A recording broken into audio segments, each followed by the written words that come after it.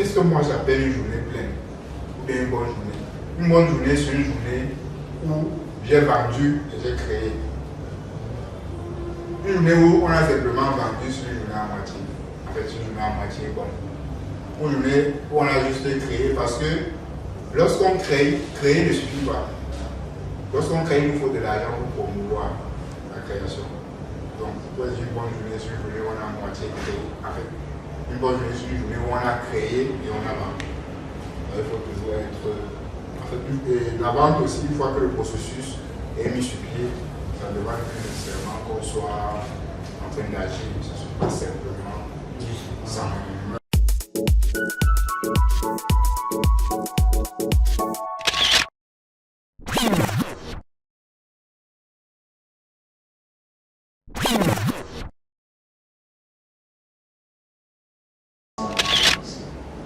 Voilà. Bon, moi j'ai pris cette petite. Qui remarque l'image ici? C'est Vous ne savez pas l'ancienne musique. Ah oui, le nom, oui.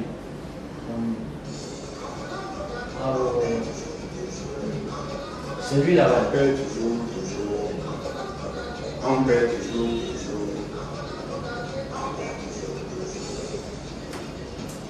Donc ici, j'ai mis ça pour introduire une partie qui est le fait que les chefs d'entreprise ne veulent généralement pas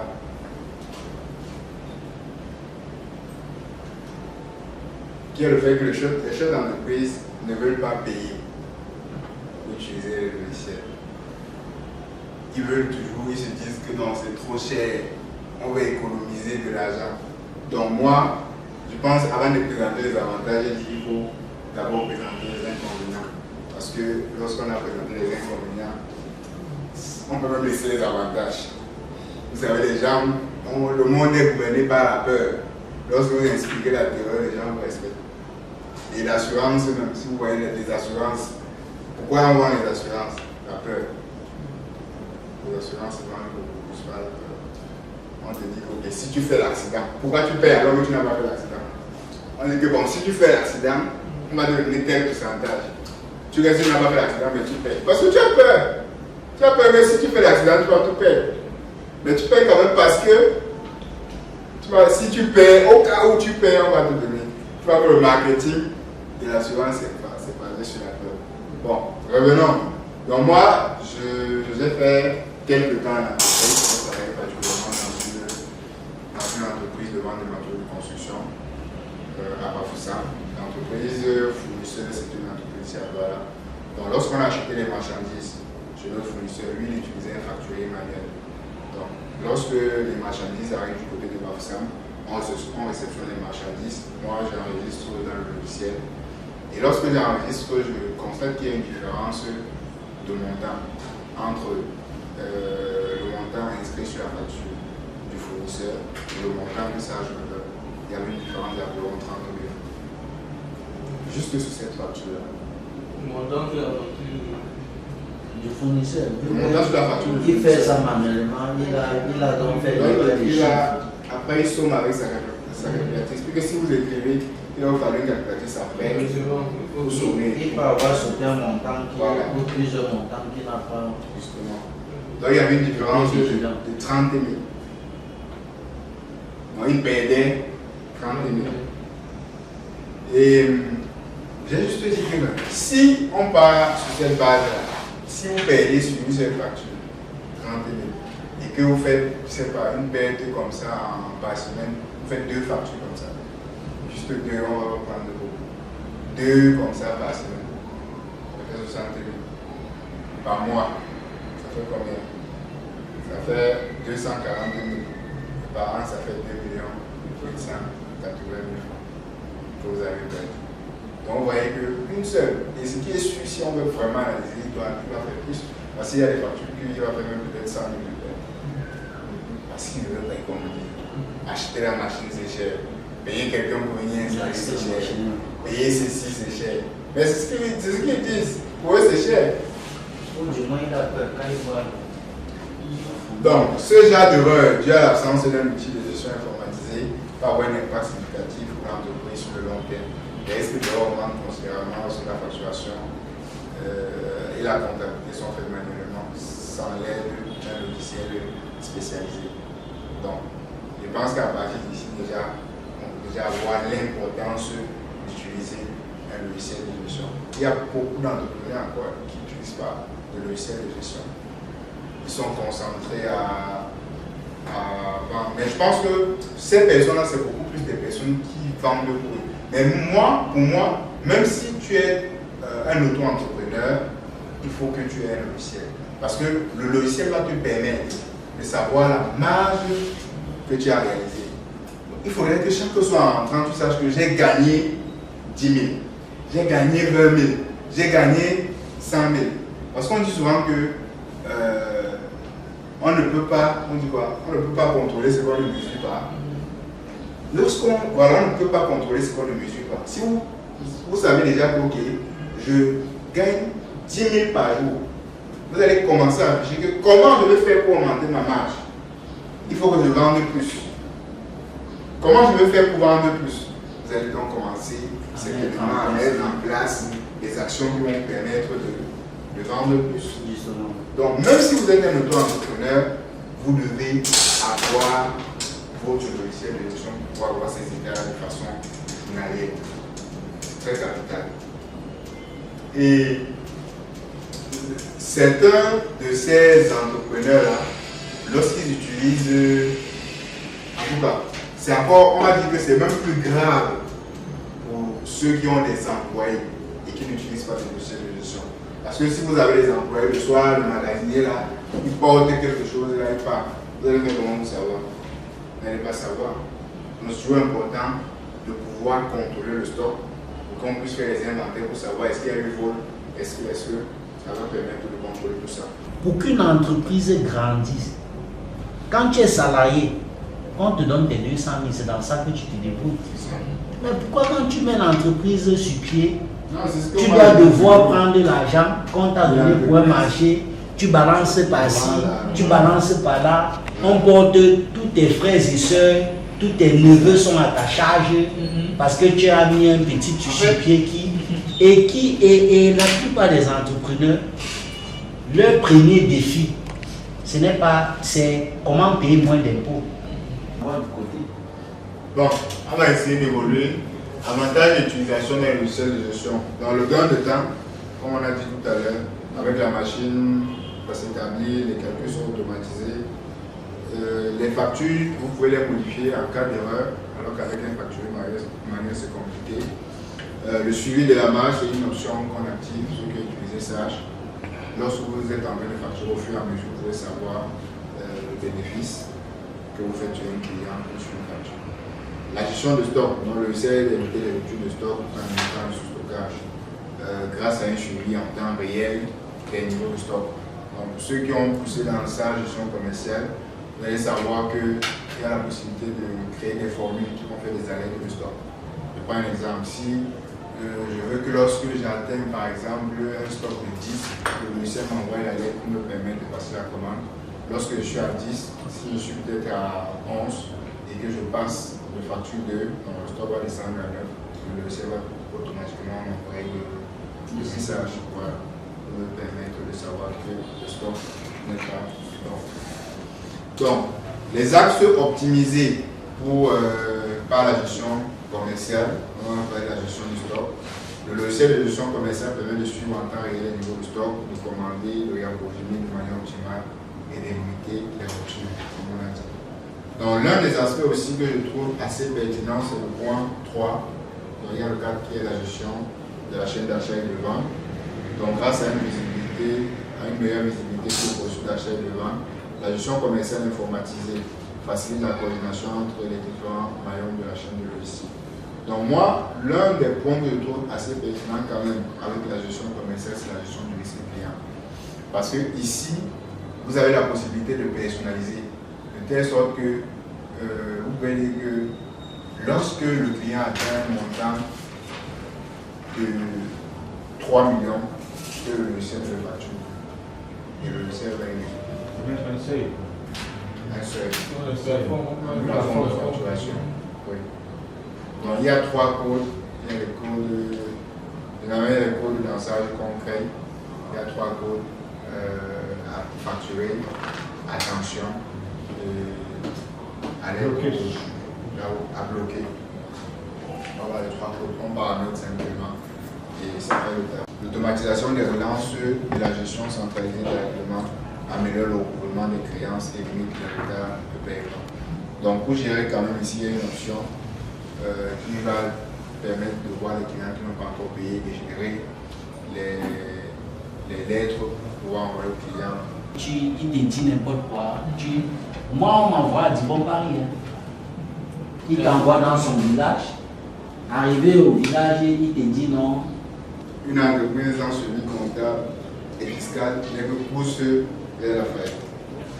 Donc, nos services, assistance comptable, l'intégration des logiciels de gestion, SAGE, EBP, Auto, Oliba.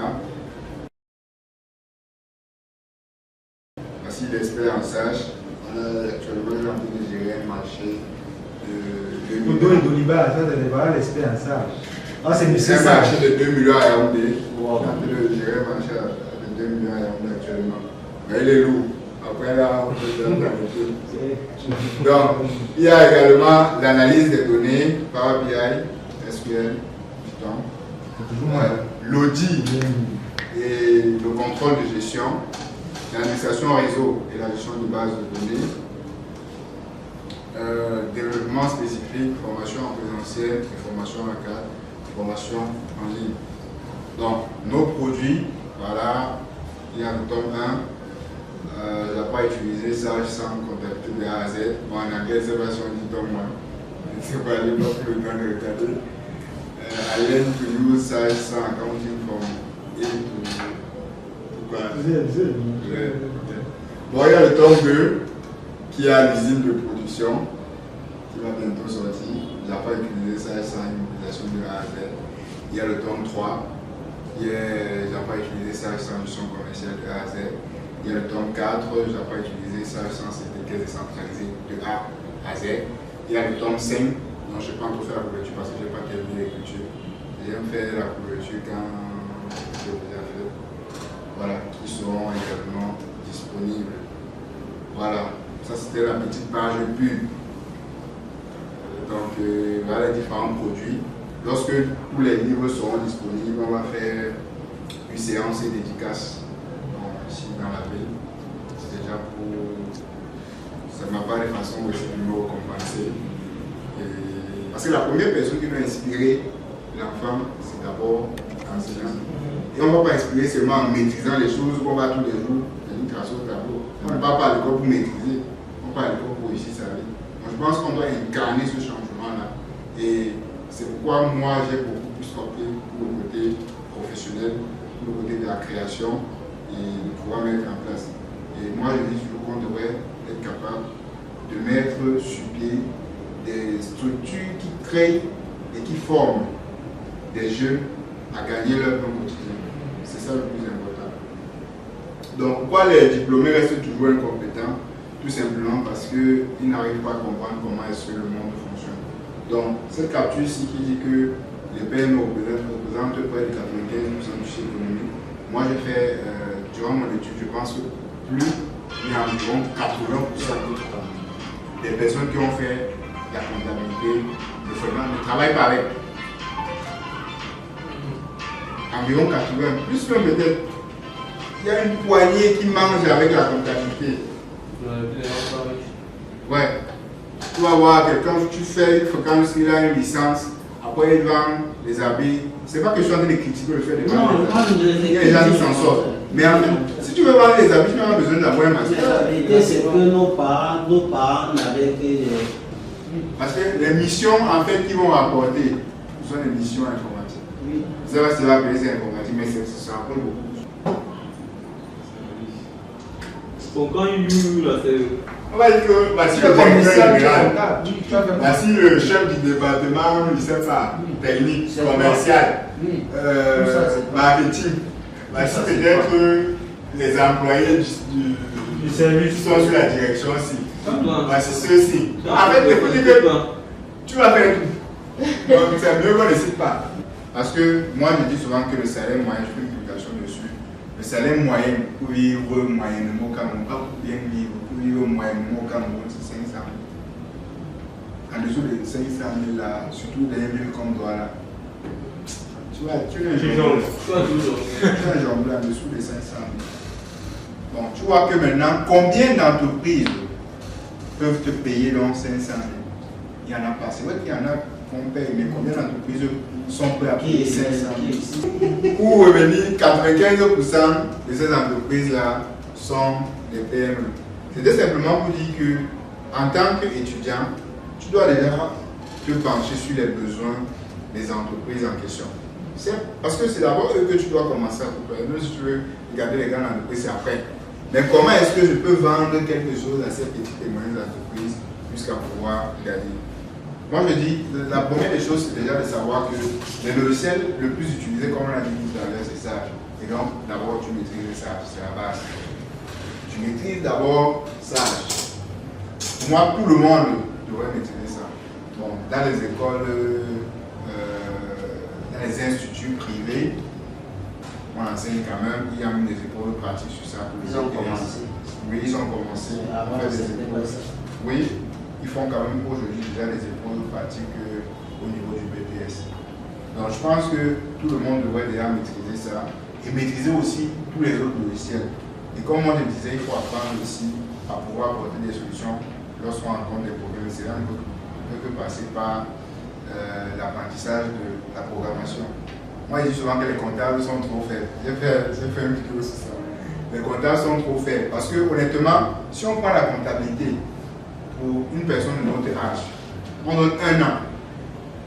Quelqu'un, un mentor qui maîtrise tout, il peut le faire balayer toute la comptabilité. Il passe. La comptabilité, c'est la routine. On balaye toute la comptabilité là jusqu'à il est bon. Après ça, qu'est-ce que tu fais? Il faut qu'on cherche à aller toujours au-delà un peu de ces compétences-là pour pouvoir emmagasiner beaucoup de choses. Donc, moi, par exemple, pour venir avec une consulting, nous avons une plateforme de e-learning que je vais présenter. Nous avons des formations en ligne où vous pouvez suivre. Donc là, c'est une formation en conception de tableaux de bord. Là, la formation SAG, c'est une mobilisation, c'est une bibliothèque décentralisée. Là, la formation en gestion commerciale et comptabilité. Donc, la formation en elle-même se passe comment? Parce que j'ai compris que les gens ont de véritables problèmes avec les formations en ligne, en fait, avec le e-learning. Ils ne comprennent pas. Donc, ce qui va se passer, c'est quoi? Quand vous venez, vous inscrivez sur la plateforme. Bon, là, c'est moi en tant qu'administrateur, c'est quoi? Vous voyez l'entrée de nom ici. Vous allez voir votre nom ici, une fois que vous allez vous inscrire. Donc, ici, au lieu de voir le nom, si vous allez voir inscription. Ici, par exemple, ici, vous allez voir ici, inscription. Là, donc connexion. Quand vous cliquez sur connexion, vous mettez votre username, vous mettez votre password et vous cliquez sur login. Vous allez vous connecter. Donc, une fois que vous connectez, vous ouvrez votre tableau de bord. Ici maintenant, c'est les formations par module. Donc, module 1, module 2, module 3, module machin, tout et tout. Donc, une fois que vous allez peut-être ici, je vais voir cette vidéo.